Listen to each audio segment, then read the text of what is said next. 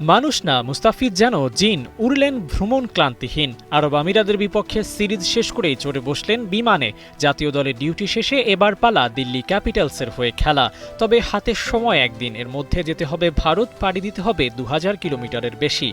খানিক বাদেই হাতে তুলে নিতে হবে বল, বিশ্রাম নেওয়ার সময়টুকুও যেন নেই মুস্তাফিজের।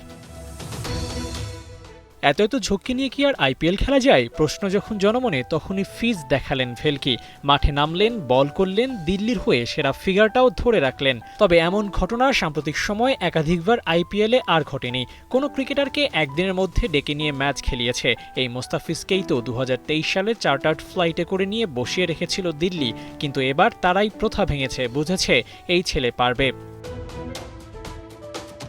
প্রত্যাশার প্রমাণটা মাঠেই রেখেছিলেন ফিজ। প্রথম ওভারে মাত্র ৬ রান, দ্বিতীয় ওভারে ৭, ফার্স্ট স্পেলে মোস্তাক খরচ করেছেন মোটে ১৩। বল ব্যাটের খেলায় জয়ী হয়েছেন এবারও। ভ্রমণ ক্লান্তি নিয়েও স্পেল শেষে রান দিয়েছেন ২৪। টপ ক্লাস পারফরম্যান্স না হলেও দলের বাকি বোলারদের তুলনায় বেশ ভালো।